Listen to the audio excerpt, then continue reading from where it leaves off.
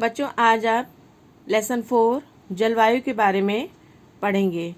पिछले 2 अध्यायों में आप हमारे देश की आकृतियों और अफवाह के बारे में पढ़ चुके हैं। किसी क्षेत्र के प्राकृतिक पर्यावरण को समझने के लिए आवश्यक रूप से 3 मूल तत्वों में से 2 तत्व यही हैं। इस अध्याय में आप तीसरे तत्व अर्थात हमारे देश की वायुमंडलीय अवस्था के बारे में पढ़ेंगे। हम दिसंबर में ऊनी वस्त्र क्यों पहनते हैं, या मई का महीना गर्म और असुविधाजनक क्यों होता है, या जून में जुलाई में वर्षा क्यों होती है। तो इन सभी का प्रश्न हम किस पे डालते हैं? जलवायु के अध्ययन करके जान सकते हैं।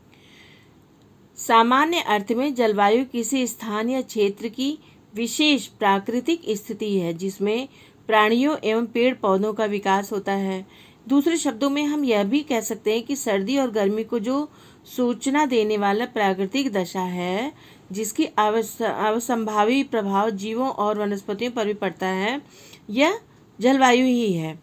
तो भूगोल विषय की दृष्टि से जलवायु का विशिष्ट अर्थ क्या है? विशिष्ट अर्थ यह है कि इसके अनुसार किसी क्षेत्र में लंबी समयावधि तक यह अवधि कम से कम 30 वर्ष या इससे अधिक की हो सकती है। इसमें मौसम की अवस्थाओं तथा विशेषताओं का संपूर्ण योग जलवायु कहलाता है। मौसम एक विशेष समय में एक क्षेत्र की वायुमंडल की अवस्था को बताता है। औसत वायुमंडलीय अवस्था के आधार पर वर्ष को गर्मी, सर्दी और वर्षा ऋतु में विभाजित किया गया है। भारत की जलवायु को मानसूनी जलवायु भी कहा जाता है।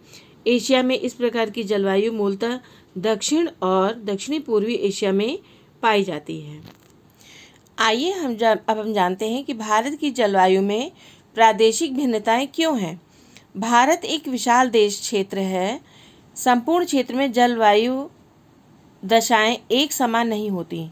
एक क्षेत्र की जलवायु दूसरे क्षेत्र की जलवायु से भिन्न होती है। इस भिन्नता के लिए विभिन्न जलवायुवीय कारक उत्तरदायी होते हैं, जैसे तापमान और वर्षण महत्वपूर्ण भूमिका का निर्वहन करते हैं, जिनका हम आगे आपको बताएंगे। जैसे तापमान, तो तापमान क्या करता है?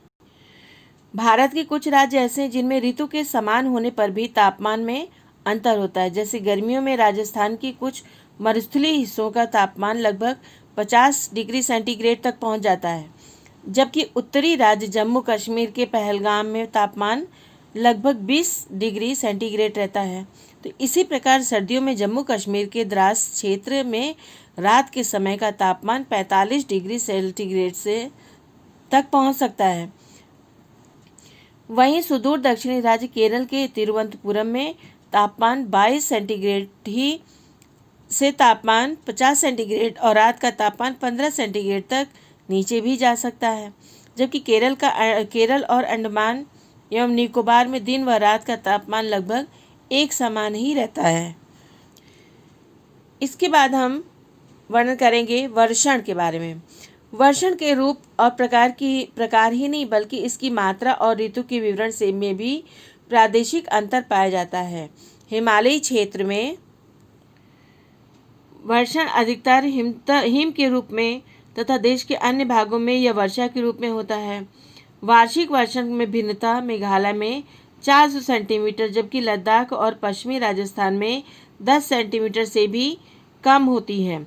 देश के अधिकांश हिस्सों में जून से सितंबर माह में वर्षा होती है, लेकिन तमिलनाडु तट पर अधिकांश वर्षा अक्टूबर और नवंबर में होती है।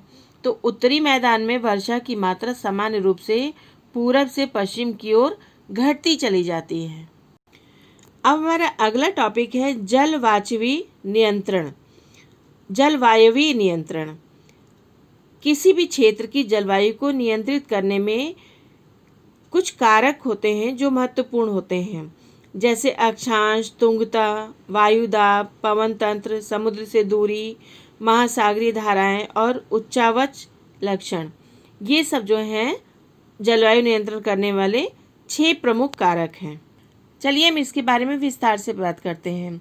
भारत की जलवायु मानसूनी पवनों से प्रभावित है। इस मानसूनी वर्षा पर वर्षा पर भी निर्भर है, इसलिए भारतीय जलवायु को मानसूनी जलवायु कहा जाता है। अक्षांश: भारत भूमध्य रेखा के उत्तर में 6.4 पर से 37.8 उत्तरी अक्षांश रूप पे 68.7 से 97.25 पूर्वी देशांतर के मध्य अवस्थित है। तो ये कर्क रेखा देश के लगभग 20 से होकर गुजरती है, इसलिए देश का उत्तरी भाग उपोष्ण कटिबंध में और दक्षिणी भाग उष्ण कटिबंध में पड़ता है। इसी कटिबंधीय परिस्थिति के कारण देश की दक्षिणी भाग में तापमान अधिक और उत्तरी भाग में तापमान कम पाया जाता है। ऊंचाई भी एक प्रमुख कारक है। तो भारत के उत्तर में हिमालय पर्वत स्थित है और इसकी औसत ऊंचाई लगभग 6000 मीटर है। भारत का तटीय क्षेत्र भी विशाल है, जहां अधिकतम ऊंचाई लगभग 30 मीटर है। हिमालय मध्य एशिया से आगे आने वाली ठंडी हवाओं को भारतीय उपमहाद्वीप से प्रवेश करने से रोकता है। इन्हीं पर्वतों के कारण इस क्षेत्र में मध्य एशिया की अपेक्षा ठंड कम पड़ती है। आपने देखा कि मध्य एशिया की तुलना में ठंड यहाँ कम पड़ती है। तो अब तीसरा पॉइंट आता है आपका वायु दाब और पवन। भारत की स्थिति उपोष्ण उच्च वायुदाब की कटिबंध में पड़ती है। इस कटिबंध में से चलने वाली स्थल और मौसमी पवनों के प्रभाव के कारण भारत में विभिन्न प्रकार की ऋतुएं होती हैं और वर्षा के वितरण में भी अंतर पाया जाता है। सामान्यतः इन व्यापारिक पवनों में नमी की मात्रा बहुत अधिक होती है, क्योंकि इनकी उत्पत्ति और बहाव दोनों ही स्तरीय भागों में होते हैं। इसलिए इन पवनों द्वारा वर्षा कम होती है या कह सकते होती ही नहीं है। शीत ऋतु में हिमालय के उत्तर में उच्च दाब बना रहता है और यहाँ तक कि ठंडी शुष्क हवाएं दक्षिण में निम्न दाब वाले महासागरीय क्षेत्र के ऊपर बहती हैं। ग्रीष्म ऋतु में आंतरिक एशिया और उत्तर पूर्वी भारत के ऊपर निम्न दाब का क्षेत्र उत्पन्न हो जाता है। तो इस मौसम में हिंद महासागर में उच्च दाब की स्थिति होती है और वायु इस क्षेत्र से दक्षिण पूर्वी दिशा में बहते हुए विषुवत वृत्त को पार करके दाहिनी तरफ मुड़ जाती है और भारतीय उपमहाद्वीप के निम्न दाब की ओर बहने लगती है। इससे दक्षिणी पश्चिमी मानसून पवन कहा जाता है। क्या कहा जाता है? दक्षिणी पश्चिमी मानसून कहा जाता है। इसी प्रकार भारत की स्थिति हिंद महासागर के उत्तर में होने के कारण ग्रीष्म काल में हिंद महासागर पर अधिक वायुदाब से उत्पन्न मानसूनी पवनें चलने लगती हैं, हवाएं चलने लगती हैं, जो तमिलनाडु तथा बंगाल की खाड़ी में शीतकालीन वर्षा कराती हैं और बंगाल की खाड़ी में ग्रीष्म काल में चक्रवात के कारण भारी वर्षा कराती हैं। और समुद्र से दूरी के कारण तटीय हिस्सों में सम जलवायु पाई जाती है और दक्षिण भारत में अधिकांश क्षेत्र समुद्र के पास हैं, इसलिए यहाँ गर्मी में कम गर्मी और शीत ऋतु में कम ठंड पड़ती है। धरातल का भी अपना प्रभाव पड़ता है। भारतीय जलवायु का धरातल पर प्रभाव अधिक पड़ता है, क्योंकि पर्वतों के सम्मुख ढाल पर होने के कारण पश्चिमी घाट एवं असम से अधिक वर्षा होती है, लेकिन दक्षिणी पठार दृष्टि छाया में रहने के कारण शुष्क ही रहता है। अरावली पर्वत मानसूनी पवनों के कारण समानांतर अवस्थिति के होने के कारण मानसूनी पवनों को रोक नहीं पाता, जिसके कारण राजस्थान में बहुत कम वर्षा होती है। इस प्रकार भारत में धरातल यहाँ के तापक्रम, वायु तथा वर्षा के नियंत्रण में महत्वपूर्ण भूमिका निभाता है। इसी प्रकार चक्रवात होता है। चक्रवात भी आपने जैसे भी पहले पढ़ा कि भारत की जलवायु में चक्रवात भी एक प्रभावी कारक है। शीतकाल में जब पंजाब तथा उत्तर में इन्हीं चक्रवातों द्वारा वर्षा हो जाती है, तो अप्रैल तथा अक्टूबर के महीने बंगाल की खाड़ी से चलने वाले चक्रवातों से भी बहुत वर्षा होती है। अब हम आगे पढ़ेंगे जेट धाराएं। 25 डिग्री उत्तर अक्षांश के ऊपर तेज गति से उच्च तलीय वायु धारा बहती है, जिसे जेट प्रवाह कहा जाता है। तो जेट प्रवाह भारतीय मौसम तत्व पर कई प्रकार से अपने प्रभाव डालते हैं। ऐसे ही प्रभाव एल नीनो का भी पड़ता है। ये पूरे विश्व के प्रभावित करने वाली एक मौसमी घटना है। भारत की मानसूनी जलवायु भी इस घटना से प्रभावित होती है। इस घटना से पूर्वी प्रशांत महासागर के पेरू तट पर गर्मधारा प्रकट होती है, जिसका प्रभाव हिंद महासागर पर पड़ता है, जिससे भारत में न्यून वर्षा या अकाल की स्थिति उत्पन्न हो जाती है। चलिए अब हम पढ़ते हैं भारतीय मानसून। भारतीय मानसून क्या है? भारतीय जलवायु मानसूनी पवनों में बहुत अधिक प्रभावित है। मानसून का प्रभाव उष्णकटिबंधीय क्षेत्रों में लगभग 20 डिग्री उत्तर पूर्व और 20 डिग्री दक्षिण के मध्य में रहता है।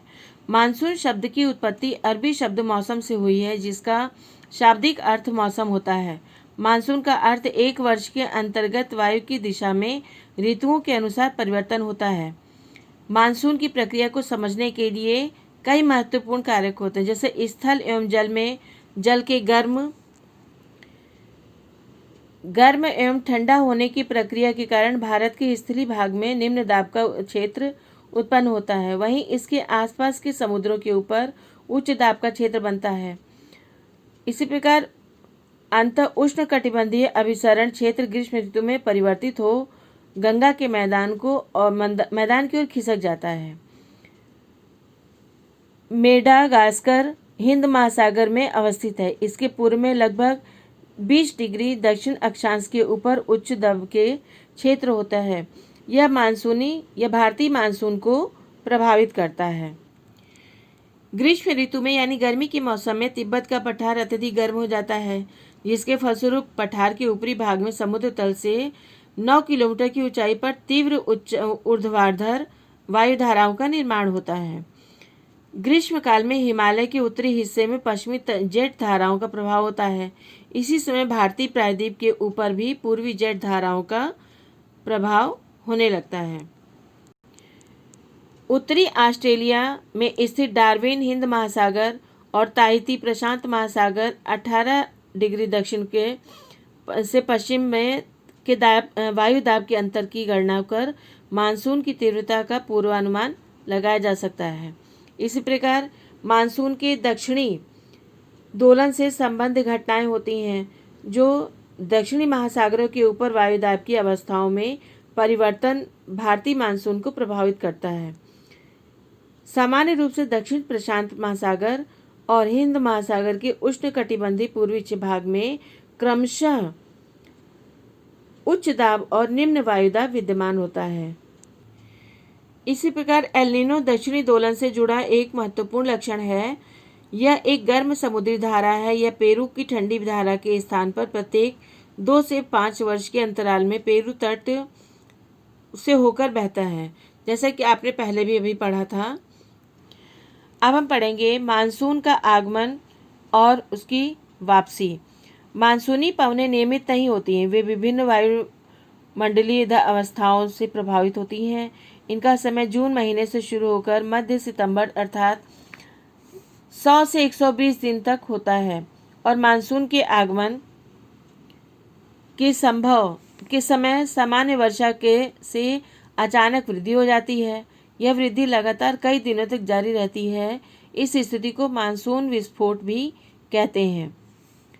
दक्षिणी पश्चिमी मानसून सामान्यतः जून के प्रथम सप्ताह में भारतीय महाद्वीप के दक्षिणी छोर से प्रवेश करता है।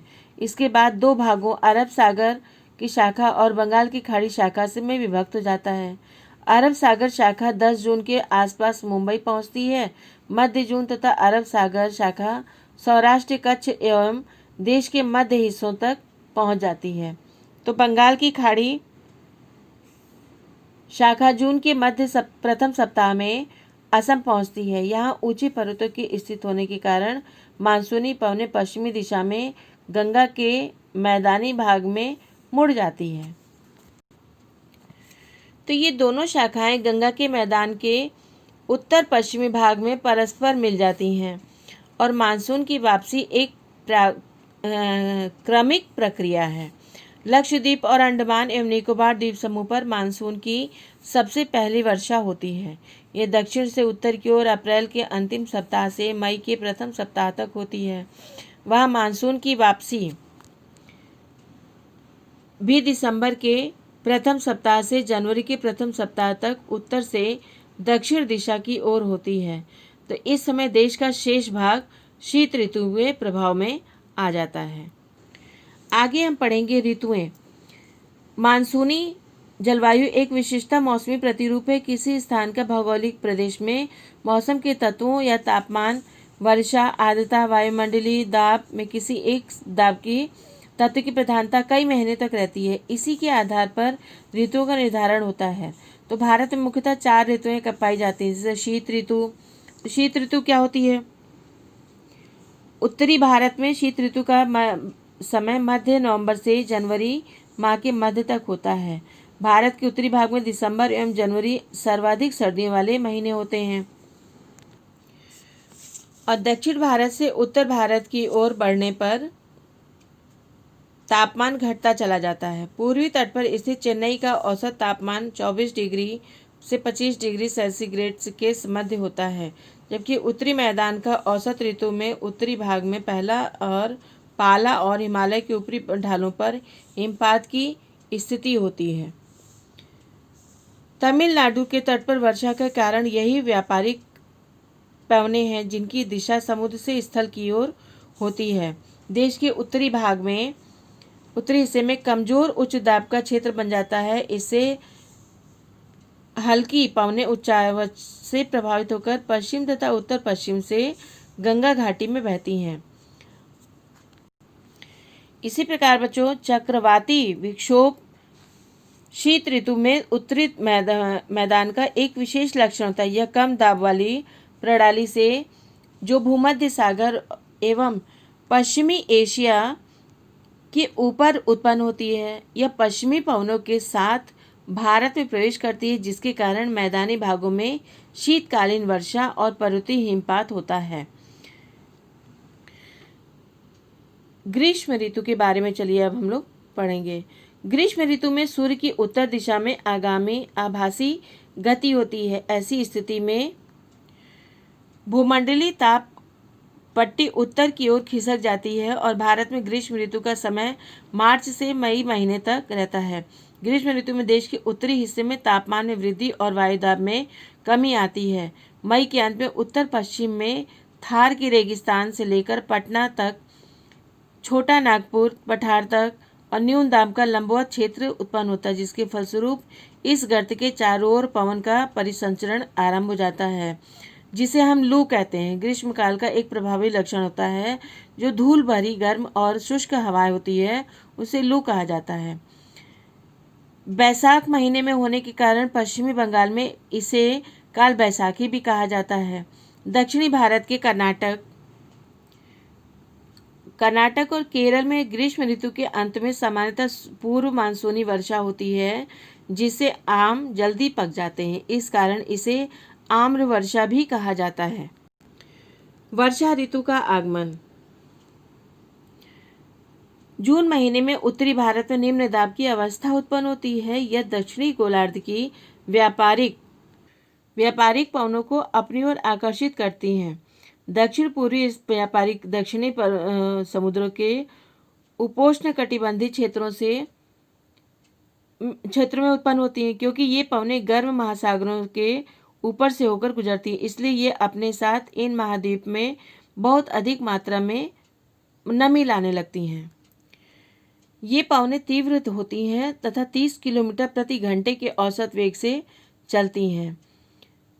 आरंभ में पश्चिमी घाट के पवनमुखी भागों में लगभग 250 सेंटीमीटर से अधिक वर्षा होती है। दक्कन, पठार एवं मध्य प्रदेश जैसे कुछ भाग में भी वृष्टि व छाया क्षेत्र के पश्चात भी वर्षा होती है। भारतीय मानसून में वर्षा रहित अंतराल भी होते हैं, अर्थात यहाँ लगातार वर्षा जैसी स्थिति नहीं होती। ये वर्षा रहित अंतराल आर्द्र और शुष्क दोनों प्रकार के होते हैं और इस स्थिति को वर्षा में विराम कहा जाता है।